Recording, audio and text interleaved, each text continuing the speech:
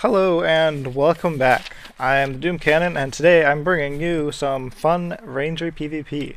I have never played a Ranger before this, not in any of the betas. Hadn't really seen any PvP footage, or Ranger footage in general. This was all a new experience for me. I think this was the first round of Ranger I played ever. Like I just kind of jumped into PvP, picked a Ranger. Hadn't played it at all before, so that's well, except for the tutorial area. So yeah, that's the story behind me picking Ranger. Now the build I settled on revolves around evasion and conditions. Lots of crippling and lots of bleeding, especially. And I do that with a short bow and sword dagger. So I picked the short bow because I liked it a lot more than the axe or the longbow for PvP.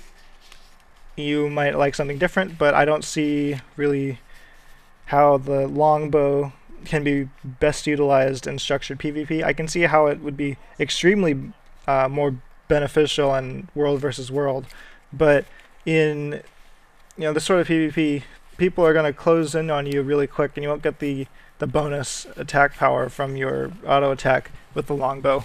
So it makes sense to me to run a short bow, especially with all the evasion and stuff like that come with it. Now, as for the sword and dagger, I only see the sword dagger and the great sword as viable PvP melee options, just because of the way the skills are set up. As for pets, I picked them for the conditions. That's it. I didn't really care what they were, how they worked, or anything like that. So that's my reasoning on pets. Now let's get to the meat of this episode, the skills. So first skill, short bow, crossfire. It's a basic auto attack. That's about it. If you hit them from the side or in the back, it'll apply a bleed. Now, any of these things that are from the side or in the back the game's really lenient, so you can be pretty close to in front of them and still apply whatever effect it was going to apply. Now, skill number 1 for the sword is a combo slash kick pounce. The slash is a basic attack, kick is damage, and cripple, the very short cripple, it's only like a second. And pounce is it gives your pet might if you hit, so it'll increase its damage for a little bit. Skill number 2 is poison volley on the short bow. Obviously it applies poison. It applies it in a cone in front of you, so it'll hit multiple enemies. The sword's second skill is Hornet Sting, which leads into Monarch's Leap.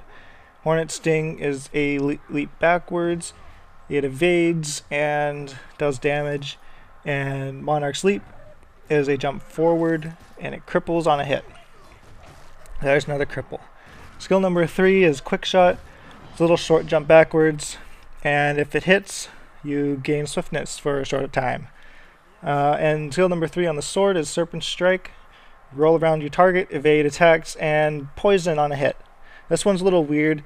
If you're not close, the animation gets sort of buggy or something. I don't know, but it looks really funky if you're not really close to your enemy when you use Serpent Strike. So keep that in mind when you're going to use it.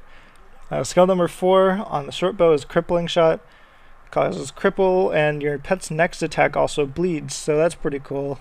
It gives you an extra condition there while you catch up or something like that. Skill number 4 for your dagger is Stalker's Strike. It's in the short evasion, and it also poisons, so that's always another evasion, another condition. Skill number 5, the short bow is Concussion Shot. It's a daze from the front and a stun from behind or the side. So again, another way to catch up or to interrupt somebody about to unleash the beast on you. Your 5th skill on your dagger is Crippling Talon. It's ranged, which is awesome. I didn't know it was ranged at first, but it took me a while to figure it out. But it is ranged, and it causes a cripple and bleed. So if you're pretty close to your enemy, you want to hit them, you want to sort of get into that and not switch weapons, you can just use your 5th skill, catch up right away. Alright, let's move to the more fun side of the skill bar, the right side. On skill 6, I have Troll Engine. All 3 skills are very viable in the healing slot. I picked Troll Engine because I like to have constant health regeneration. So you get something like 700 health per second, something big like that. But it does not apply an instant heal. So when you use it, it doesn't give you health. You use it, and then a second later you get 700 health, and another second later you get 700 health. So if you are almost dead, you're probably not going to survive even if you use it. Skill number 7 is Lightning Reflexes. This is probably the coolest skill available to Rangers. I would suggest running it on every single utility skill bar, just because of its awesome utility. It's a big evasion backwards, so you really move quite a ways when you use it. It deals damage, a small amount, but it deals damage, and it gives you vigor, which is always helpful. What's really nice about it is it's an instant cast, so if you're in the middle of a cast and you're out of energy, you can't move, you have to finish the cast. And let's say someone is about to hit you with some crazy huge skill, or some monster is about to smash you in the ground, and you're in the middle of a cast, you can't do anything. So you can hit Lightning Reflexes and it'll instantly break your cast and evade backwards. So that's always good. And the best part about Lightning Reflexes is that it breaks stuns. So it'll allow you to use it while stunned, and it'll nullify a lot of ultimates that cause a stun. Skill number 8 is Frost Trap. Obviously it applies chill, slows movement and casting time, and increases casting times. So I'd say you can pick whatever you want in this slot, but I picked Frost Trap just because I like the idea of chilling. Skill number 9 is Signet of the Wild. Passive causes you and your pet to regenerate health constantly. The active causes your pet to gain size and deal more damage. It also gains stability, so it's a good way for your pet to deal more damage. Make your opponent think twice about leaving your pet alone. Skill number 10 is, I picked Rampage's 1 just because I liked it more than the other elites. It gives you and your pet stability, fury, or gives you stability, fury, and swiftness. And your pet. And on your attacks you give your pet might, and on your pet's attacks you gain might. So it's a great way to augment each other's power. Used in combination with Signet of the Wild, your pet deals massive amounts of damage, and you get massive numbers of might, so you deal more damage. It's all around just awesome. So yeah, that's my my breakdown of the skills that I chose to use. Hopefully you enjoyed hearing what I had to say about it.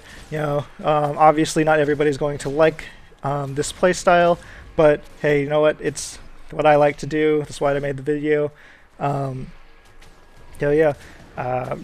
Also, Ranger, I hadn't played ever before, hadn't seen footage, and I played it for the first time during this beta in PvP, and I really like it. So my second character behind my Asura Necromancer is going to be a human Ranger, just because I really liked it.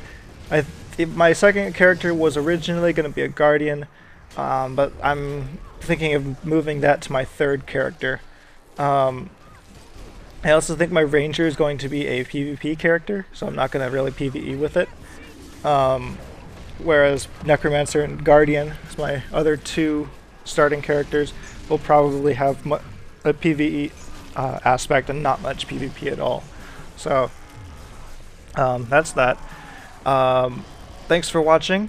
I will get more videos out shortly, so make sure to like and subscribe. They will be out hopefully very soon. So thanks for watching. I'll see you guys later.